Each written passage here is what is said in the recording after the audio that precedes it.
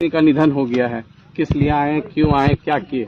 जी उनको मिट्टी देने के लिए आए थे और साथ ही शोकाकुल परिवार को ढांढस देने आए थे और बाकायदा मंत्री जी से मिले, उनसे यही संदेश दिया मैंने कि परिवर्तन संसार का नियम है और एक ना एक दिन सबको उसके हवाले अपने आप को करना पड़ता है जिसने हमें दुनिया में भेजा है। तो समय हो चला था, अपने आप को ढांढस दे दीजिए, हौसला रखिए। और आप पूरे झारखंड पूरा झारखंड आपका परिवार है, उस परिवार की उन्नति कैसे हो, उस परिवार के लोग खुशहाल कैसे हो, इस रास्ते को आप तैयार कीजिए। अम्मी जान जहाँ भी रहेंगी वहाँ से आपके लिए दुआ देने का कार्य करेंगे। जयराम जी, ये बताइए कि आप एक नौजवान लीडर हैं, आज आपको युवा बहुत मान रहा है, आगे की राजनीति और रणनीति क्या है?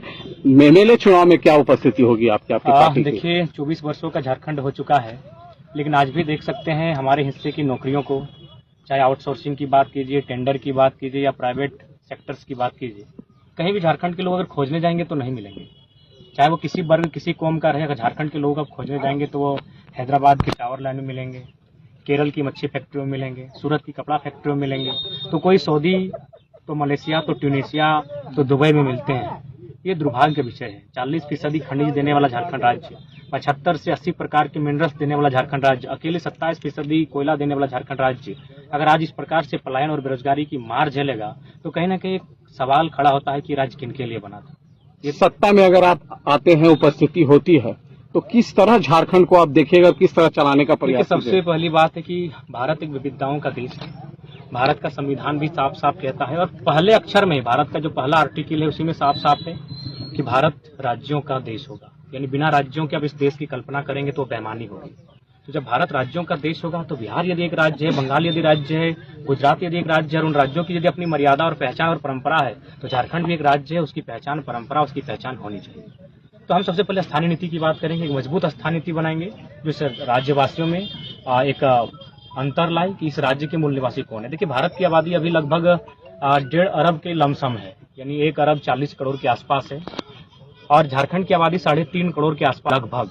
हम 3.5 करोड़ झारखंड के लोग भारतीय हैं, लेकिन सारे भारतीय झारखंडी नहीं है। बस इतना सा फंडा को समझना है, सारे भारतीय झारखंडी नहीं है पर सारे झारखंडी भारतीय हैं। तो ठीक उसी प्रकार झारखंडी कौन है इसकी पहचान।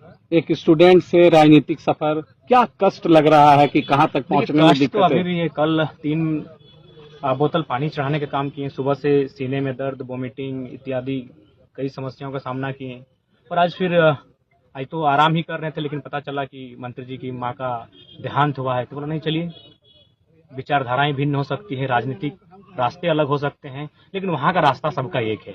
मान्यता अलग हो सकती है, कोई अल्लाह, कोई खुदा, कोई भगवान, कोई ईश्वर, कोई गॉड, कोई प्रकृति, कोई बूढ़ा बाबा, मान्यता अलग हो सकती है, लेकिन रास्ता सबका एक है। तो हमने कहा कि ऐसी घड़ी में इंसान को अपनी आपसी विचारधाराओं को भूलकर कंधे से कंधे मिलाकर खड़ा होना चाहिए, लोगों के दुख में शरीक होना चाहिए। युवाओं को रोजगार मिले, उनको उनका अधिकार मिले, उसको लेकर आज के युवाओं को आप क्या मैसेज दीजिएगा? देखिए उनको तो हम यही मैसेज देना चाहेंगे कि देखिए आज अगर सबसे बड़ी जिम्मेवारी किसी की है तो राजनेताओं की है, जिनके हाथों में इस राज्य की बागडोर है, जिनके हाथों में इस राज्य की भविष्य का रोड मैप है। तो उनसे अगर आप संतुष्ट नहीं है और आपको लगता है कि वो आपके आशाओं के अनुरूप कार्य नहीं कर रहे हैं तो उनको बदलना चाहिए। युवाओं के हाथों में कमान देनी चाहिए, युवाओं के हाथों में बागडोर देनी चाहिए, ताकि इस राज्य को उस राज्य में तब्दील किया जा सके जिस उद्देश्य के साथ हमारे महापुरुषों ने इस राज्य को अलग बनाया था। Thank you.